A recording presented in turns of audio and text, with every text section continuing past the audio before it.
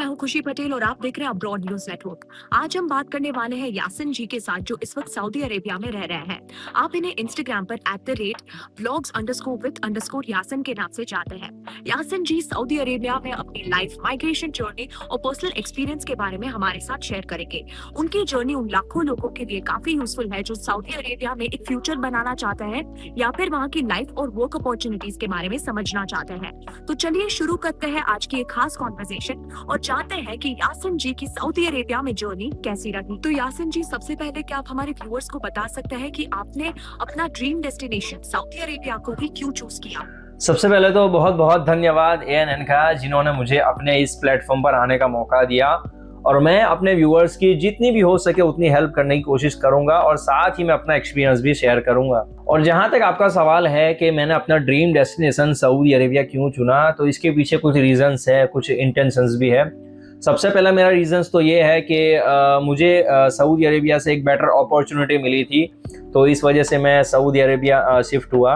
और दूसरा इंटेंशन ये था मेरा कि यहाँ पर मक्का मदीना जो है वो मुस्लिमों के लिए एक रिलीजियस प्लेस माना जाता है। तो अल्हम्दुलिल्लाह मैं भी एक मुस्लिम हूँ और इसी वजह से अगर हम यहाँ सऊदी अरेबिया में हमें अगर जॉब मिलेगी तो हम मक्का मदीना जो है वो यहाँ से ईज़िली हम वहाँ पर जा सकते हैं और हमारी जो रिलीजियस एक्टिविटीज़ है वो हम ईज़िली परफॉर्म कर सकते हैं। तो इन दो रीज़न्स की वजह से मैंने अपना ड्रीम डेस्टिनेशन जो है वो सऊदी अरेबिया चूज़ किया। तो यासिन जी, क्या आप हमारे व्यूअर्स को बता सकते हैं कि आप सऊदी अरेबिया में क्या काम करते हैं और वहाँ पर अपॉर्चुनिटीज कैसी होती है? हमारे व्यूअर्स ज्यादातर पंजाब, हरियाणा, गुजरात और राजस्थान से हैं। तो अगर वो सऊदी अरेबिया में काम करने का सपना देख रहे हैं तो वहाँ पर जॉब्स कैसे अवेलेबल होते हैं?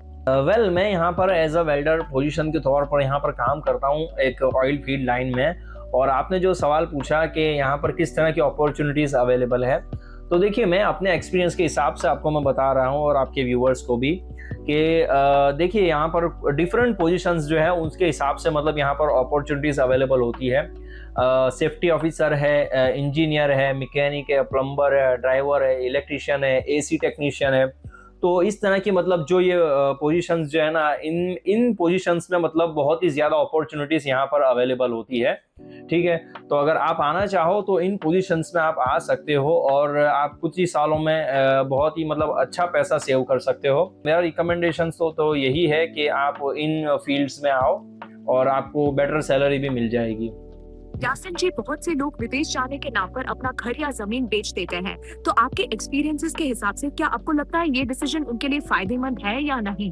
देखिए मेरी नज़र में तो ये सबसे गलत बात है, क्योंकि ऐसा करना बिल्कुल भी सही नहीं है। वो इस वजह से क्योंकि अगर आप अपनी ज़मीन या घर बेचकर विदेश जाने का सोच रहे हो तो सबसे पहले आपकी फैमिली जो है ना वो प्रॉब्लम आएगी।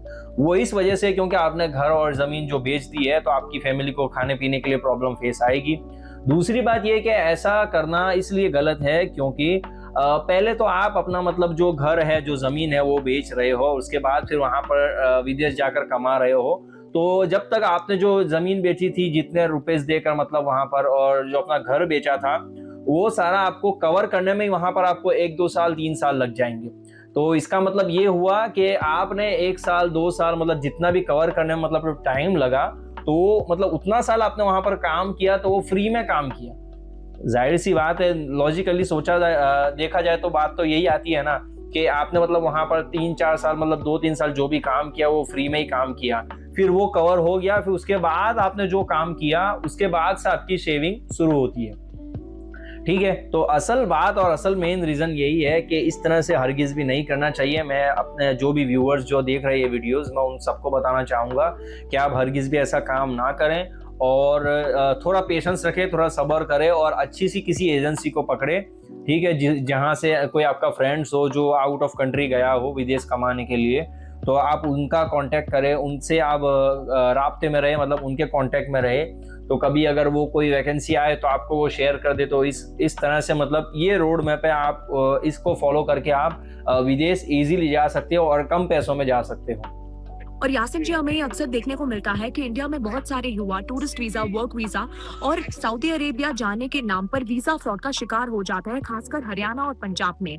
तो क्या आप हमारे दर्शकों को बता सकते हैं कि ऐसे फ्रॉडेंट एजेंट से कैसे बचा जाए और कौन सी राइट गाइडलाइंस और प्रोसेस फॉलो करनी चाहिए ताकि वो सही तरीके से अप्लाई कर सके और उनका भविष्य सिक्योर हो सके? देखिए, बहुत ही अच्छा सवाल है ये और बहुत से लोगों ने ये सवाल मुझसे भी पूछा है क्योंकि आए दिन जो है मतलब अभी तो बहुत ही ज़्यादा बढ़ गया है ये फ्रॉड का जो केस है जो आप बता रहे हो। जो मतलब फ्रॉड एजेंट्स जो है ना वो ऐसी इस तरह से मतलब अपनी झूठी और जाली एजेंसी ओपन कर लेते हैं और विजिट वीज़ा, टूरिस्ट वीज़ा के नाम पर भोले-भाले लोगों को ऐसे ठग लेते हैं मतलब और सारा पैसा मतलब वो लोग उनसे निकाल के ठग लेते हैं उनको, ठीक है? मैं आपको 2 तरीके बता रहा हूँ, ठीक है? पहला तरीका ये है कि आप जिस कंपनी में जाना चाहते हो उसकी ऑफिशियल वेबसाइट आप गूगल में मतलब ओपन करो, ठीक है? ईज़िली मिल जाती है, कोई भी कंपनी की आप गूगल में सर्च करोगे तो आपको ईज़िली मिल जाएगी। तो गूगल में आपने सर्च करना है उस ऑफिशियल कंपनी की जो वेबसाइट है वो वहाँ पर जाना है आपने और वहाँ पर जाने के बाद कैरियर वाले सेक्शन में जाना है, ठीक है?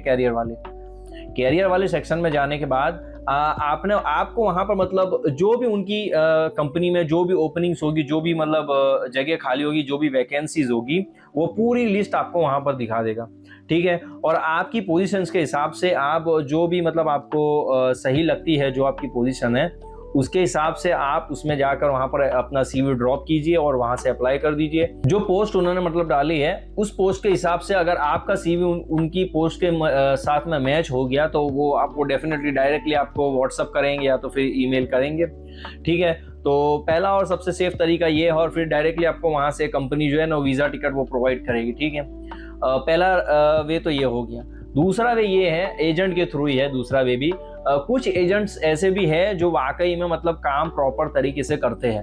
थोड़ा पैसा वो लेते हैं क्योंकि सर्विस चार्ज तो अभी हर कोई एजेंट लेता है, कुछ जो होंगे वो फ्री में करते होंगे, ठीक है? तो आप ना अपना कोई फ्रेंड हो या कोई दोस्त हो या कोई भी जानने वाला हो जो आउट ऑफ कंट्री गया हो, तो उनसे आपने कॉन्टैक्ट करना है और उनको पूछना है कि आप किस तरह से गए थे, मुझे आपका एक्सपीरियंस जो है वो शेयर कीजिए। कोई एजेंट के थ्रू गए थे, एजेंसी के थ्रू गए थे, तो वहाँ से आप डिटेल लोगे तो आपको पता चलेगा कि किसी एजेंट के थ्रू गए तो आप उस एजेंट का कॉन्टैक्ट कीजिए, उस एजेंसी का कॉन्टैक्ट कीजिए। तो इस तरीके से मतलब आप जो है ना मतलब उसमें ये 2 तरीके जो है जिससे आप सऊदी अरेबिया इजीली आ सकते हो और ठग जो मतलब एजेंट्स जो है ना फ्रॉड एजेंट्स उनसे आप बच सकते हो। और यासिन जी, अगर कोई सऊदी अरेबिया में लॉन्ग टर्म सेटलमेंट का सोच रहा हो, तो वहाँ पर पीआर यानी परमानेंट रेसिडेंसी और सिटीजनशिप प्रोसेस का रोड मैप कैसे होता है? देखिए, सऊदी अरेबिया में लॉन्ग टर्म सेटलमेंट के लिए यहाँ पर 2 ऑप्शन है। पहला है पीआर यानी परमानेंट रेसिडेंसी और दूसरा है सिटीजनशिप, ठीक है? बारी-बारी मैं दोनों पॉइंट्स आपको एक्सप्लेन करता हूँ। पहला हम पीआर लेते हैं। पीआर यानी यहाँ पर सऊदी अरेबिया में पीआर यानी परमानेंट रेसिडेंसी को यहाँ पर सऊदी प्रीमियम रेसिडेंसी भी कहा जाता है, ठीक है? यहाँ पर इसके लिए आपको क्या करना होता है, ऑनलाइन अप्लाई करना होता है। फिर उसके बाद आपका डॉक्यूमेंट चेक होते हैं, आपका बैकग्राउंड चेक होता है, आपके ऊपर कोई क्रिमिनल केस है या नहीं है वो सब चेक होता है। फिर उसके बाद आपका मेडिकल वगैरह भी होता है। ये सारा क्राइटेरिया कंप्लीट होने के बाद आपको फीस पे करनी है।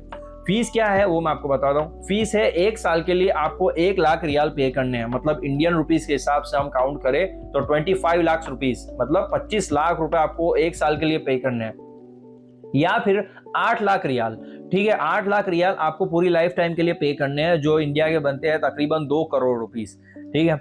ये हो गया और इसके बेनिफिट्स भी बहुत अच्छे हैं। बेनिफिट ये है कि आप यहाँ पर आकर बिजनेस कर सकते हो, अपनी पूरी फैमिली को यहाँ पर लाकर रख सकते हो। फिर उसके बाद जो है वो कफाला सिस्टम जो है वो आपके ऊपर अप्लाई नहीं होगी। फिर आप अपनी जो रेस्ट ऑफ लाइफ है यानी आपकी अपनी जो आगे की लाइफ है वो आप इजीली यहाँ पर गुजार सकते हो। तो ये उसके एक फायदे हैं, ठीक है? अब बात करते हैं सिटीजनशिप की। सिटीजनशिप जो है ना भाई एकदम रेयर है, आम आदमी को मिलना तो भाई इम्पॉसिबल के बराबर है। वो क्यों, वो भी मैं बताता हूँ। देखिए, सऊदी अरेबिया की सिटीजनशिप जो है ना वो सिर्फ हाईली पर्सनैलिटी जो लोग होते हैं ना, जैसे कि डॉक्टर्स है अपने, फिर चलो तो साइंटिस्ट है, सेलिब्रिटीज है, तो इन तरह के मतलब इस तरह की जो पर्सनैलिटीज होती है ना उनको ना एक स्पेशल अप्रूवल यानी एक रॉयल अप्रूवल होता है, उसके थ्रू उनको मतलब ये सिटीजनशिप मिलती है। तो भाई लॉन्ग टर्म सेटलमेंट के लिए यहाँ पर सिर्फ पहला वाला जो ऑप्शन है पीआर यानी परमानेंट रेसिडेंसी, वो वाला ऑप्शन एक बेटर रोड मैप है, बाकी सिटीजनशिप तो इम्पॉसिबल के बराबर है। तो यासिन जी, आपका बहुत बहुत शुक्रिया हमारे साथ बने रहने के लिए। आई एम श्योर इस कॉन्वर्सेशन से काफी सारे व्यूअर्स को नए इंसाइट्स मिले होंगे। तो अगर आपको हमारी ये वीडियो पसंद आई तो हमारे चैनल को सब्सक्राइब करें और वीडियो को लाइक और शेयर करना ना भूलें। धन्यवाद।